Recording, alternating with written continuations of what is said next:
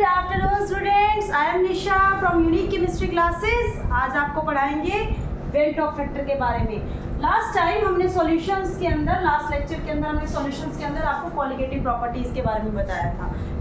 Qualitative properties में आपको क्या बताया था बेटे? चार टाइप की आपकी क्वालिटेटिव प्रॉपर्टीज होती है। First is your relative lowering of vapour pressure. हमने उसके अंदर ये कहा था कि जब हम किसी भी सॉल्वेंट के अंदर नॉन वोलेटाइल सोल्यूट की एडिशन करते हैं तो वहां पर जो हमारा वेपर प्रेशर है वो कम हो जाता है। तो that is the relative lowering of vapour pressure, जिसके अंदर हमने क्या कहा था? फॉर्मूला क्या था? P not minus P S divided by P not is equal to the mole fraction of the solute. Is it? Second आपको क्या कहा था? Elevation in boiling point. Next आपकी क्वालिटेटिव प्रॉपर्टी क्या थी? एलिवेशन इन बॉइलिंग पॉइंट, कि boiling point elevate हो रहा है, यानी आप जब किसी भी सॉल्वेंट के अंदर नॉन वोलेटाइल सोल्यूट की एडिशन कर रहे हैं तो आपका जो बॉइलिंग पॉइंट होता है बेटा वो एलिवेट हो जाता है। और वो कितना एलिवेट होता है? That is directly proportional to your molality. तो वहां पर जब हम हटाते हैं प्रोपोर्शनलिटी का sign, that comes out to be KB ebullioscopic constant into में मोलैलिटी। थर्ड आपको कहा था बेटा डिप्रेशन इन फ्रीजिंग पॉइंट, यानी कि फ्रीजिंग पॉइंट में कितना डिप्रेशन आ रहा है, यानी जब आप किसी भी सॉल्वेंट के अंदर नॉन वोलेटाइल सॉल्यूट की एडिशन करते हैं तो फ्रीजिंग पॉइंट आपका डिप्रेस हो जाता है। ठीक है, फ्रीजिंग पॉइंट आपका डाउन में चला जाता है। तो वो कैसे निकालते हैं हम? चेंज इन द टेम्परेचर, यानी कि फ्रीजिंग पॉइंट में कितना डिप्रेशन आया है, that is also directly proportional to the molality. और यहाँ पे जो आता है that is KF, your cryoscopic constant. जब हम प्रोपोर्शनलिटी साइन हटाते हैं यहाँ पर, that is directly proportional to that. ठीक है, फोर्थ हमने लास्ट कहा था ऑस्मोटिक प्रेशर, और ऑस्मोटिक प्रेशर हमने क्या कहा था? That is pi is equal to C R T, where C is the concentration, R is gas constant, T is the temperature taken in the kelvin. So all these properties are known as qualitative properties. तो हमने इनको बेटा qualitative properties क्यों कहा था? Because ये वो properties हैं जो नंबर ऑफ पार्टिकल्स पर डिपेंड करती है।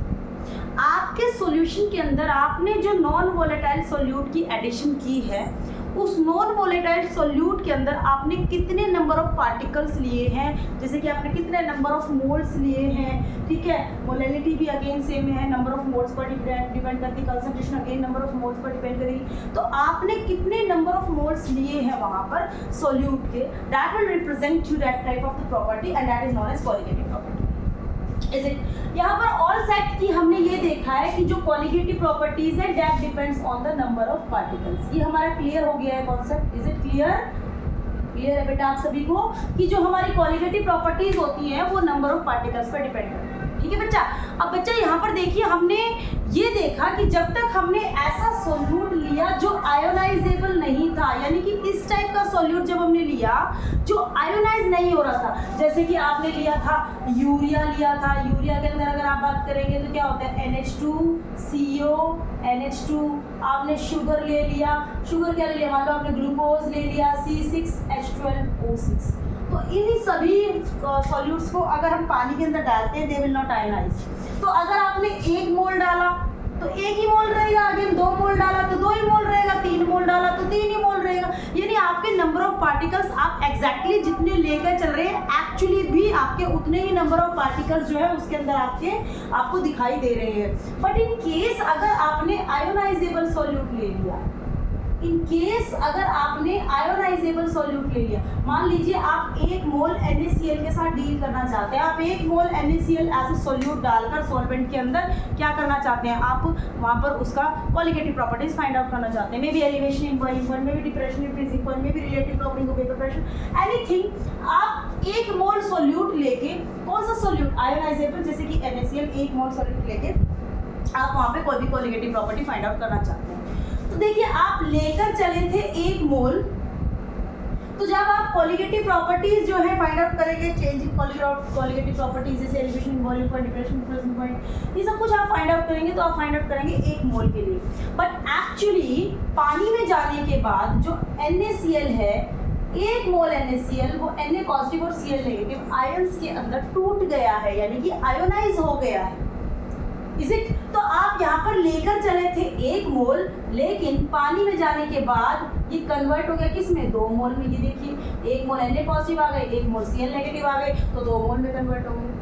तो आपने सोचा ये है कि आप एक मोल के लिए वैल्यू निकाल के लेके आएंगे, बट जब एक्सपेरिमेंटली आप फाइंड आउट करेंगे इसको तो वैल्यू आएगी 2 मोल के लिए। Just for the sake of simplicity मैं आपको कह रही हूँ, मान लो 1 मोल NaCl डालने की वजह से जो आपका एलिवेशन इन बॉइलिंग पॉइंट होता है दैट इज 10 डिग्री सेल्सियस। आप फॉर्मूले से बॉइलिंग पॉइंट में एलिवेशन निकाल के लेके आते हो कि 1 मोल डालने से, 1 मोल NaCl डालने से, जस्ट फॉर एग्जांपल कि 1 मोल NaCl डालने से बॉइलिंग पॉइंट में एलिवेशन हो रहा है 10 डिग्री सेल्सियस, ठीक है। बट जब एक्सपेरिमेंटली आप इस चीज को फाइंड आउट करोगे, एक्सपेरिमेंटली आप देखोगे राइज जो है 10 डिग्री ना होके कितना डिग्री सेल्सियस हो रहा है, 20 डिग्री यानी कि 20 डिग्री सेल्सियस का राइज हो रहा है। So how is it possible? आपने जब वेरिफिकेशंस की, आपने अपने फॉर्मूलाज को यूज किया, वेरिफिकेशंस की, आपका 10 डिग्री राइज आ रहा था, बट एक्चुअली जब हमने एक्सपेरिमेंटली वेरिफिकेशन इसकी की, एक्सपेरिमेंटल वेरिफिकेशन लैब के अंदर हमने की, तो इसका 2 गुना ज़्यादा इंक्रीज दिखाई दिया। इट कंफर्म्स कि यहाँ पे नंबर ऑफ पार्टिकल्स बढ़ रहे हैं। हमने 1 मोल लिया था लेकिन पानी में जाने के बाद वो 2 मोल में कन्वर्ट हो गया, इज इट? तभी तो वैल्यू 2 गुना बढ़ के आई है। तो हमें ये पता लगा कि हमारे जब सॉल्यूट्स हम आयोनाइजेबल ले लेते हैं, as you know colligative property depends on the number of particles. अगर नंबर ऑफ पार्टिकल्स ही चेंज हो जाएंगे, बढ़ जाएंगे या घट जाएंगे, तो ऑब्वियसली कोलिगेटिव प्रॉपर्टीज की वैल्यू भी बदल जाएगी। तो बेटा यहाँ पर आप 1 मोल लेकर चले थे, बट जैसे ही पानी में गया सोडियम क्लोराइड का 1 मोल, इट विल कन्वर्ट इन 2 मोल। तो जो वैल्यू आपकी 1 मोल के लिए आनी चाहिए उससे 2 गुना वैल्यू आपकी एक्सपेरिमेंटली आपको देखने को मिलती है। Is it clear? तो कोलिगेटिव प्रॉपर्टीज के अंदर जब हमने स्टडी करनी शुरू की, आयोनाइजेबल सॉल्ट्स के साथ हमें प्रॉब्लम्स क्रिएट होने लगी। उन प्रॉब्लम्स को सॉर्ट आउट करने के लिए हमारे पास जो नया टॉपिक आया, जो आज का टॉपिक है आपका बेटा, that is your went half factor. कौन सा टॉपिक है बेटा आज आपका? Went half factor.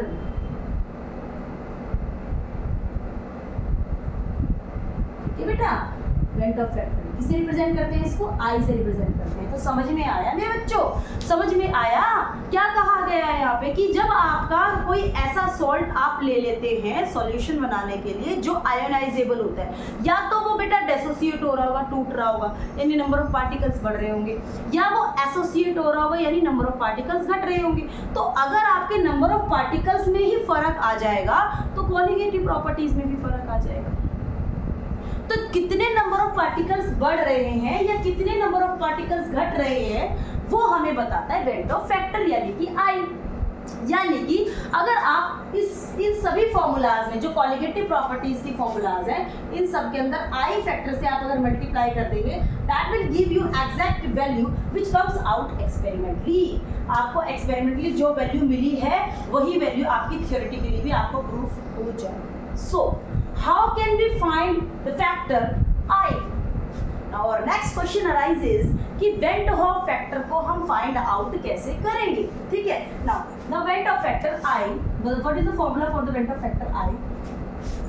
Total number of moles after dissociation or association divided by total number of moles before dissociation और एसोसिएशन। यानी कि आपने जो भी सॉल्यूट लिया है उसमें डिसोसिएशन और एसोसिएशन होने के बाद कितने नंबर ऑफ मोल्स हैं, डिवाइड कीजिए आप शुरुआत में यानी कि डिसोसिएशन होने से पहले आप कितने नंबर ऑफ मोल्स लेकर चलिए।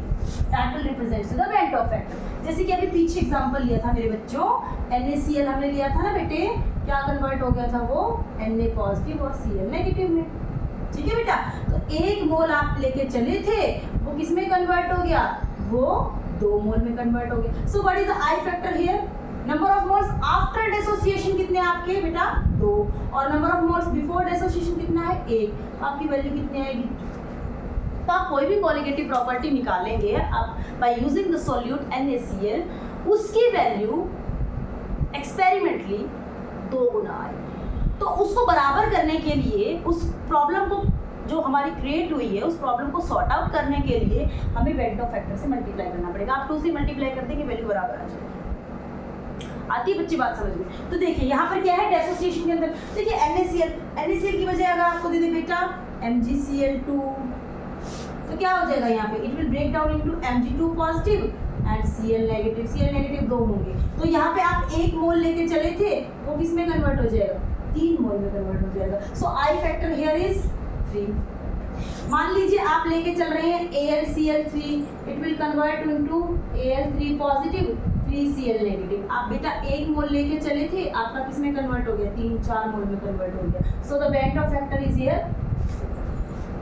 समझ में आती है बात? तो आपने ये देखा है कि आपका जो एक्सपेरिमेंटल वैल्यू है कैलकुलेटेड वैल्यू से वो हमेशा ज्यादा आ रहा है, ठीक है। तो यहाँ पर आप देखिए, जो आप कह सकते हैं बेंट ऑफ फैक्टर के अंदर जो भी आपने डिसोसिएशन का केस लिया है, डिसोसिएशन के केस के अंदर जो आपकी ऑब्जर्व्ड कॉलिगेटिव प्रॉपर्टी की वैल्यू है, ऑब्जर्व कौन सी होती है बेटा, जो हम एक्सपेरिमेंटल फाइंड आउट करते हैं, that is always and always greater than what, calculated qualitative property। क्योंकि आप qualitative property, calculated का क्या मतलब है बेटा, फॉर्मूले से आपने कैलकुलेट करके निकाली। ऑब्वियसली डिसोसिएशन के केस में जैसे आप मान लीजिए NaCl लेके चले थे, आप तो 1 मोल के लिए वैल्यू निकालोगे ना, आपको क्या पता पानी में जाने के बाद वो 2 मोल में कन्वर्ट हो गया, यू डोंट नो ना।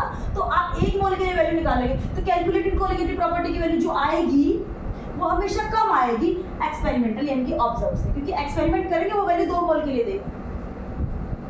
आती है ना बात समझ में बेटा? It is very easy concept कि अगर आपका डिसोसिएट हो रहा है या एसोसिएट हो रहा है तो आपकी वैल्यूज जो होती है वो चेंज हो जाती है, वो कितने से बढ़ती है या घटती है, that will represented by the bent Hoff factor. तो आपकी डिसोसिएशन के केस में ऑब्जर्व्ड या हम कह सकते हैं एक्सपेरिमेंटल कोलिगेटिव प्रॉपर्टी की जो वैल्यू है वो कैलकुलेटेड कोलिगेटिव प्रॉपर्टी से हमेशा ज्यादा। Is it clear? अब देखिए, मान लीजिए आपको कोई सोल्यूट दिया है जो डिसोसिएट हो रहा है, यू नो डिसोसिएट हो रहा है, पर जरूरी थोड़ी है कोई सोल्यूट 100% डिसोसिएट हो। इट मे बी पॉसिबल कि वो 100% डिसोसिएट नहीं हो रहा हो। तो अगर 100% डिसोसिएट कोई चीज नहीं हो रही है तो वहां पर हमें उसकी डिग्री ऑफ डिसोसिएशन भी निकालनी पड़ती है बच्चा, ठीक है बेटा। तो डिग्री ऑफ डिसोसिएशन निकालने के लिए हम क्या करेंगे, now the next topic is to find out the degree of dissociation, ठीक है। तो डिग्री ऑफ डिसोसिएशन के लिए क्या करते हैं बेटा, हम अल्फा यूज करते हैं। As you studied in the class 11th equilibrium के अंदर हमने कहा था कि जब कोई भी वीक एसिड होता है तो डिग्री ऑफ डिसोसिएशन हम किससे निकालते हैं, अल्फा से निकालते हैं, ठीक है। अब यहाँ पे एग्जांपल लेके चलते हैं, इजीएस्ट एग्जांपल वही लेके चलेंगे मेरे बच्चों, NaCl, जिससे तुम्हें बहुत इजीली समझ में आएगा, ठीक है। NaCl है बेटा, वो टूटता है किसमें, Na पॉजिटिव और Cl नेगेटिव। यहाँ पे हम डिग्री ऑफ डिसोसिएशन निकाल रहे हैं, तो as you know degree of dissociation equilibrium के अंदर निकाली जाती है बेटा। कंप्लीटली अगर डिसोसिएट हो गया तो वहाँ पे डिग्री ऑफ डिसोसिएशन निकालने की जरूरत नहीं है, ठीक है। अब मान लीजिए इनिशियल जो कंसंट्रेशन है आपकी बेटा, ये 1 मोल है, इनकी 0 है, इसकी 0 है, ठीक है। जब आपने इसको पानी के अंदर डाला या पानी इसमें डाला आपने, तो इसके अंदर कुछ डिसोसिएट हुए हैं, 100% डिसोसिएट नहीं हुए हैं, मान लीजिए कुछ 60-70% डिसोसिएट हुए हैं, हमने उसको मान लिया अल्फा। तो इसमें कितना कम हो जाएगा बेटा, 1 माइनस अल्फा, इज इट। तो बेंट ऑफ फैक्टर कैसे निकालते हैं, आई फैक्टर कैसे निकालते हैं, आपका number of moles after dissociation divided by number of moles before dissociation. तो number of moles after dissociation कितने हैं बेटा आपके, देखो 1 minus alpha plus alpha plus alpha, और बिफोर डिसोसिएशन कितने, 1 प्लस 0 प्लस 0, तो 1 के बराबर होगा। So your I factor is, देखिए माइनस अल्फा से प्लस अल्फा कैंसिल हो सकता है, सो आई फैक्टर इज 1 माइनस। आती बात समझ में? अब देखो, मान लो आपने ऐसा कोई सॉल्ट ले लिया, इसी को समझाते हैं, इसी के अंदर बता देते हैं। मान लीजिए आपने ऐसा कोई सॉल्ट ले लिया यहाँ पर जो आपका इस तरीके के आयंस दे रहा है, MgCl2 ले लेते हैं, चलो क्या बनता है बेटा यहाँ पे, Mg2 पॉजिटिव और 2Cl नेगेटिव। शुरुआत में इसकी कंसंट्रेशन 1 थी, इसकी 0 थी, इसकी 0 थी। आफ्टर डिसोसिएशन अगर ये वाले अल्फा मोल्स निकल के आए तो ये वाले कितने हैं बेटा, 2 अल्फा है, और इसमें से कितने कम होंगे, 1 माइनस अल्फा, क्योंकि इसके अल्फा मोल्स टूटे, अल्फा मोल्स टूटने से 1 Mg निकलता है, 2 Cl निकलते हैं, मतलब इसका 1 मोल टूटता है ना, देखो बेटा इसका 1 मोल टूटता है तो 1 मोल Mg निकलता है, 1 मोल Cl नेगेटिव निकलता है, दूसरा निकल रहा है ना, 2 मोल Cl नेगेटिव निकलता है, देख सकते हैं आप। तो यहाँ पे अगर इसके अल्फा मोल्स डिसोसिएट हुए हैं तो अल्फा ये बनेंगे, 2 अल्फा ये बनेंगे। तो after dissociation number of moles कितने बेटा, 1 माइनस अल्फा प्लस 2 अल्फा, ये 1 माइनस अल्फा प्लस 2 अल्फा, और बिफोर डिसोसिएशन क्या है 1। सो आई फैक्टर की वैल्यू क्या आ जाएगी यहाँ पे, 1 माइनस 2 अल्फा, ठीक है। अब देखो बेटा जरा ध्यान से, जब हमारे डिसोसिएट होने के बाद नंबर ऑफ मोल्स आ रहे थे 2, तो मेरे पास बन रही है वैल्यू 1 माइनस अल्फा। अगर मेरे डिसोसिएट होने के बाद नंबर ऑफ मोल्स बन रहे थे 3, तो मेरी वैल्यू क्या बन रही है 1 माइनस 2 अल्फा। मान लीजिए अगर मेरे डिसोसिएशन के बाद नंबर ऑफ मोल्स आ रहे हैं कितने 4, तो वैल्यू क्या बन जाएगी मेरे पास 1 माइनस 3 अल्फा, यानी कि ये एक कम होके आ रही है वैल्यू। जितने नंबर ऑफ मोल्स बन रहे हैं उससे एक कम होके आ रही है वैल्यू। तो हम आई फैक्टर का जनरल फॉर्मूला यहाँ पे क्या लिख सकते हैं बेटा 1 माइनस n माइनस 1 अल्फा, यानी कि n क्या है यहाँ पे नंबर ऑफ मोल्स। अगर मैं n नंबर ऑफ मोल्स लेके चलती हूँ तो एक कम होके मेरे पास वैल्यू आती है अल्फा। ये चीज है ना यहाँ पे। तो यहाँ पे क्या आ जाएगा, हम इसको ऐसे लिख सकते हैं बेटा, कैसे लिख सकते हैं हम इसको, we can write here like this. मैं इस 1 को इधर ले आऊँ तो ये क्या हो जाएगा i minus 1 is equal to minus of n minus 1 alpha. Is it?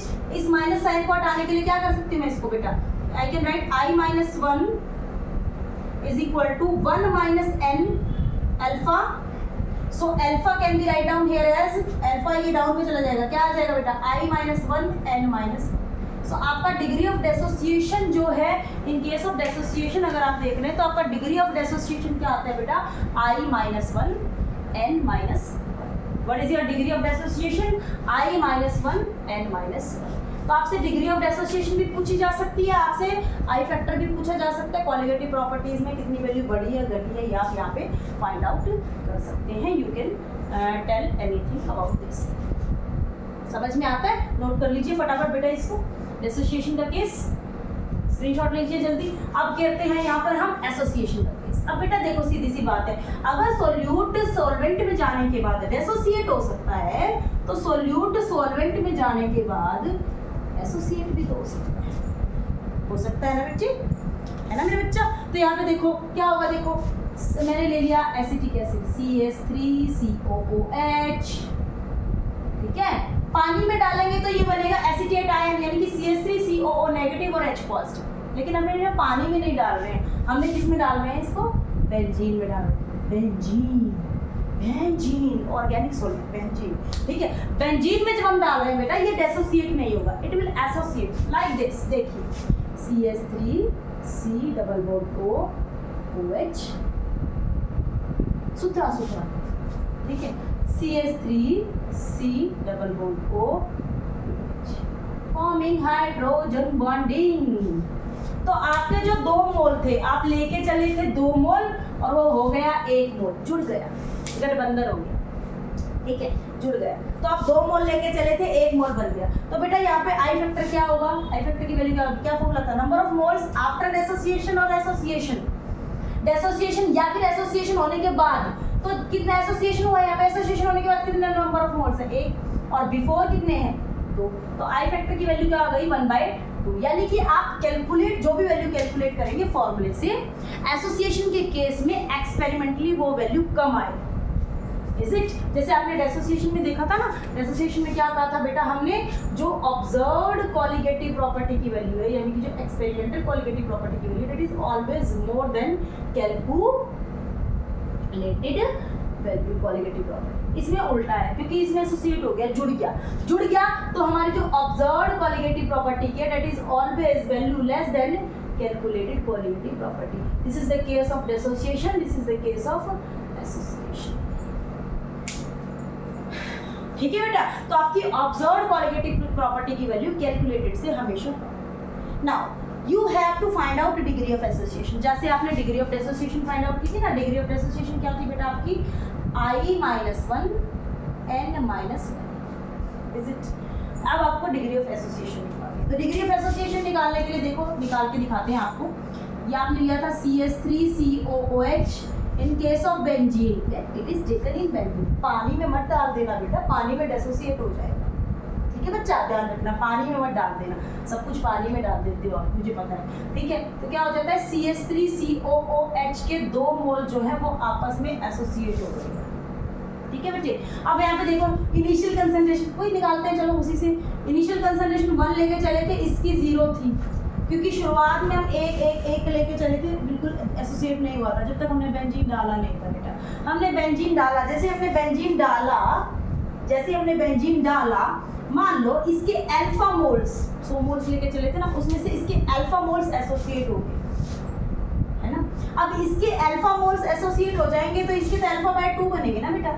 जैसे मान लो मैं आसान सी भाषा में 100 मोल लेके चली थी, 100 में से 60 एसोसिएट हो गए, तो 60 जो एसोसिएट होंगे वो कितने नंबर ऑफ मोल्स बनाएंगे? 30 बनाएंगे ना, 2 जुड़ रहे हैं हमारे, 2 जुड़ के 1 बन रहा है, तो इसमें से तो 60 निकल गए, लेकिन इसमें जाके कितने हो गए? वो जुड़ के 30 बन गए ना, तो इसमें से तो 60 निकल गए, अल्फा निकल गए, लेकिन यहाँ पे कितने बन गए? अल्फा बाय 2 बन गए। तो अब यहाँ पे देखो बेटा आई फैक्टर की वैल्यू कैसे निकालेंगे? नंबर ऑफ मोल्स आफ्टर डेसोसिएशन क्या हो जाएगा? 1 माइनस अल्फा प्लस में अल्फा बाय 2, बिफोर डेसोसिएशन आपका 1 प्लस में 0 है तो 1 ही रहेगा, ठीक है। तो यहाँ पे क्या वैल्यू आ जाएगी? 1 माइनस अल्फा बाय 2, अल्फा में से अल्फा बाय 2 माइनस कर दोगे तो 1 माइनस अल्फा। अब मान लो यहाँ पर 3 मोल एसोसिएट हो रहे हैं, तो 3 मोल के लिए क्या हो जाएगा बेटा? शुरुआत में कंसंट्रेशन क्या थी? 1 और 0, बाद में क्या हो जाएगी? इसके अल्फा मोल्स निकल गए, लेकिन इसकी क्या बनेगी? अल्फा बाय 3, तो क्या हो जाएगा? आई फैक्टर 1 माइनस अल्फा प्लस में अल्फा बाय 3 डिवाइड बाय 1। तो अल्फा में से अगर अल्फा बाय 3 जाएगा, करके देख लो बेटा, अगर अल्फा में से अल्फा बाय 3 को माइनस करोगे तो आपके पास आएगा 2 अल्फा बाय 3। तो आपके पास आई फैक्टर क्या हो जाएगा? यहाँ पे आई फैक्टर क्या हो जाएगा in case? 1 minus 2 alpha by. अब ऐसे ही मान लो 4 मोल एसोसिएट हो रहे हैं, तो क्या वैल्यू आ जाएगी आई फैक्टर की? 1 minus 3 alpha by 4। Is it clear? समझ में आ रहा है बेटा? ठीक है, समझ में आ रहा है। तो यहाँ पे देखो, आप अगर 2 मोल एसोसिएट हो रहे हैं तो 1 minus alpha by 2, 3 mole associate हो रहे हैं तो 1 minus 2 alpha by 3, 4 mole associate हो रहे हैं तो 1 माइनस 3 अल्फा बाय 4। अब इसका जनरल फॉर्मूला बनाइए जरा। जनरल फॉर्मूला क्या बन जाएगा? I इज इक्वल टू, देखो 1 तो सब में है, मैंने 1 ले लिया बाहर, अल्फा भी सब में है, माइनस में यहाँ पे भी बंद कर देते हैं इसको अल्फा। अब देखो 2 मोल एसोसिएट हो रहे थे तो अल्फा, 3 मोल एसोसिएट हो रहे थे तो 2 बाय 3, यानी यहाँ पे 1 वैल्यू थी, सॉरी 1 बाय 2 वैल्यू थी। 2 मोल एसोसिएट हो रहे थे, देखो 2 मोल एसोसिएट हो रहे थे बेटा तो 1 बाय 2, 3 मोल एसोसिएट हो रहे तो 2 बाय 3, 4 मोल एसोसिएट हो रहे तो 3 बाय 4। ठीक है, यही है ना। अगर मैं इसको जनरलाइज कर दूं तो मैं इसको लिख सकती हूँ ऐसे 1 माइनस 1 बाय n कर सकती हूँ ना। देखो अगर आपके 2 मोल एसोसिएट हो रहे तो क्या हो जाएगा? 1 माइनस 1 बाय 2, वैल्यू क्या आ जाएगी? 1 बाय 2। अगर 3 मोल एसोसिएट हो रहे तो क्या हो जाएगा? 1 माइनस 1 बाय 3, तो क्या वैल्यू आएगी आपकी? 2 बाय 3। 4 मोल एसोसिएट हो रहे तो 1 माइनस 1 बाय 4, वैल्यू क्या आ जाएगी आपकी? 3 बाय 4। यही तो आ रही है बेटा, ठीक है। तो इसको जनरलाइज फॉर्म में क्या लिख सकते हैं? 1 माइनस 1 बाय n अल्फा। ठीक है, अब इसको बेटा क्या करेंगे? वही करेंगे, इसको इधर लिया तो क्या हो जाएगा? I minus 1 is equal to 1 minus 1 by n minus alpha. इस माइनस साइन को हटाने के लिए क्या करेंगे बेटा? अगर ये माइनस साइन हटाना चाहते हो तो क्या लिखोगे? 1 by n minus 1 alpha, I minus 1। ठीक है, तो अल्फा की वैल्यू क्या आ जाएगी बेटा? I minus 1 by n minus. So in case of association, degree of association is equal to I minus 1 by n minus 1. These are the formulas for degree of dissociation or degree of association. आती बात समझ में बेटा? तो आप जब देख रहे हैं आपका कोई सोल्यूट डेसोसिएट हो रहा है, टूट रहा है, तो वहाँ पे नंबर ऑफ मोल्स बढ़ रहे हैं तो आपकी जो एक्सपेरिमेंटल वैल्यू है कैलकुलेटर से ज़्यादा आएगी, घट रहे हैं तो आपकी एक्सपेरिमेंटल वैल्यू जो है कैलकुलेटर से कम आएगी। और डिग्री ऑफ एसोसिएशन और डेसोसिएशन आप निकाल सकते हैं। अगर डिग्री ऑफ डेसोसिएशन निकालना है तो formula is I minus 1 n minus 1। Degree of association निकालना है तो 1 बाय n माइनस 1 लगा देंगे वहाँ पे I माइनस 1 के नीचे। ठीक है, तो यहाँ पे देखो इतना समझ में आता है? इतना समझ में आता है मेरे बच्चे? इतना समझ में आता है? समझो जरा कॉन्सेप्ट को, गानों को नहीं, कॉन्सेप्ट को समझो। तो हमने क्या कहा है बेटा?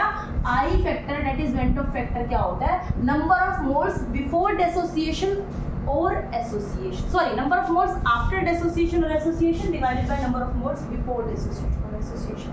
तो वहां पर हमने क्या कहा था? हमने क्या कहा था? आफ्टर डेसोसिएशन और एसोसिएशन नंबर ऑफ मोल्स और बिफोर डेसोसिएशन और एसोसिएशन नंबर ऑफ मोल्स। तो उसमें हमने देखा था कि जो हमारी कॉलिगेटिव प्रॉपर्टीज की वैल्यू जो है वो कुछ इस तरीके से डिफर है। ठीक है, तो देखो डिसोसिएशन या एसोसिएशन होने के बाद हमारे जो नंबर ऑफ मोल्स है, देखो ध्यान से सुनना, डिसोसिएशन या एसोसिएशन होने के बाद हमारे जो नंबर ऑफ मोल्स है that will give you the experimental value. ठीक है, तो यहाँ पे आई फैक्टर का एक और फॉर्मूला बन गया बेटा, ऑब्जर्व्ड कॉलिगेटिव प्रॉपर्टी, और बिफोर डेसोसिएशन और एसोसिएशन से पहले हमारे क्या है, कैलकुलेटेड कॉलिगेटिव प्रॉपर्टी.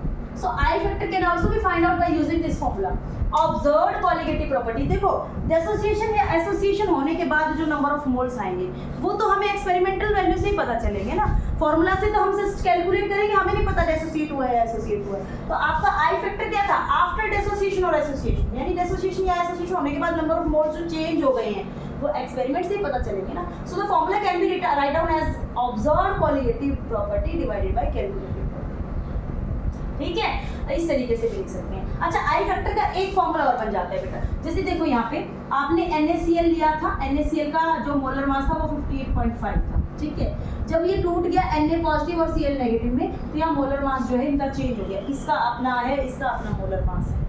इसी तरीके से एसोसिएट हुआ है. मान लीजिए आपने यही फॉर्मूला लिया था ना, एसिटिक एसिड जो है वो एसोसिएट हो गए, दो मोल्स जो है आपस में जुड़ गए, तो इसके जो मॉलिक्यूलर मास था वो 60 था, इसका जो मॉलिक्यूलर मास था वो 120 आ गया. तो जो एक्चुअली मॉलिक्यूलर मास था वो हमारे पास नहीं आ रहा है. एसोसिएट या डेसोसिएट होने के बाद जो मॉलिक्यूलर मास है वो चेंज हो रहा है. अब मॉलिक्यूलर मास चेंज हो रहा है तो इसका मतलब नॉर्मल तो नहीं रहा ना, वो एबनॉर्मल हो गया.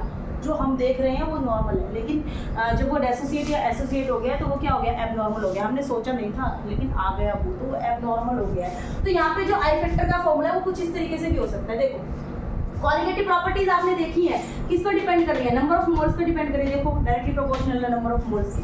तो कॉलिगेटिव प्रॉपर्टी मेरे बच्चों किसके डायरेक्टली प्रोपोर्शनल है, नंबर ऑफ मोल्स के.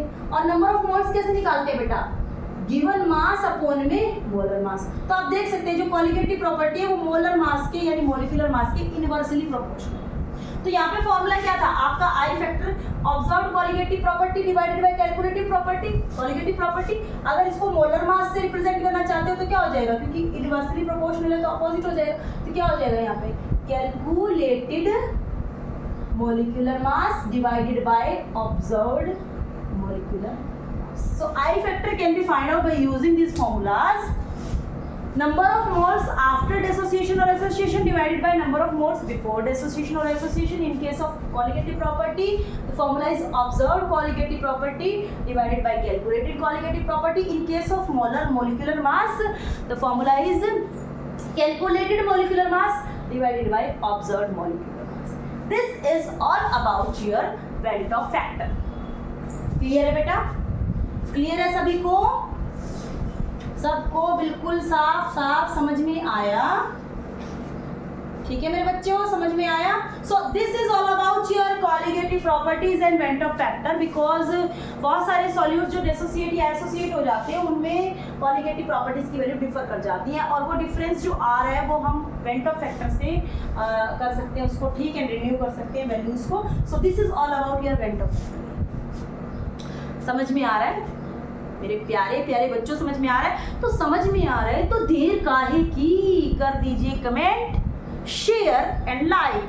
ठीक है, कमेंट कीजिए अगर आपको कुछ नहीं समझ में आ रहा है. I will try my best, आपको समझाने की कोशिश करेंगे. वैसे जहाँ तक मेरा मानना है, आई थिंक आपको क्लियर हो गया होगा. If you have crystal clear concept, you can subscribe me, you can like the channel, you can share the channel, और अपने सभी दोस्तों की भी मदद कीजिए. आप भी समझिए, औरों को भी समझाइए.